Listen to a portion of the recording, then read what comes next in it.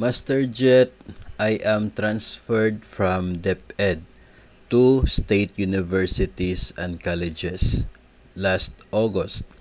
May matatanggap po pa ba ako na PEI, 13-month and bonus from DepEd?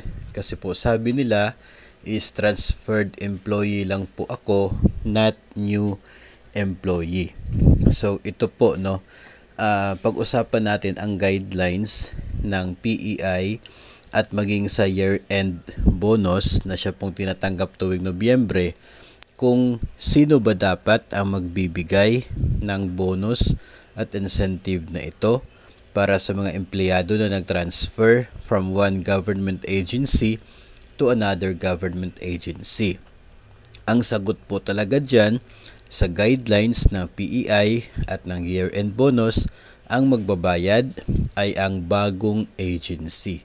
Ang new agency ni personnel, sila na po ang may responsibilidad na bayaran ang iyong year-end bonus and cash gift tuwing November 15 at ang inyo pong PEI tuwing December 15.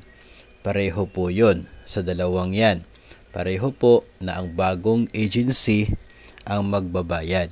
Hindi na po ang old agency. So sa case po ng ating sender from DepEd, nag-transfer siya into a state university noong August. Since ang release ng year-end at PEI ay November and December, so yung magbabayad niyan sa kanya ay hindi na po si DepEd.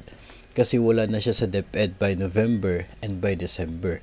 And yung guidelines nagsasabi na ang bagong agency, sila na ang may responsibility para bayaran ang incentive o kaya ay bonus ng empleyado na nag-transfer sa kanila.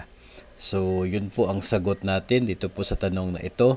Hindi na po, wala na po kayo makukuha coming from DepEd kasi out na po kayo sa DepEd at ang magbibigay dapat ay ang bagong agency na. And you can always search for the guidelines. Ano po yan? DBM Budget Circular 2016-4 at yung isa naman ay 2017-4 para alam po ninyo na yun po yung basis sa mga sinasabi po natin dito tungkol sa release ng year-end bonus at maging sa PEI.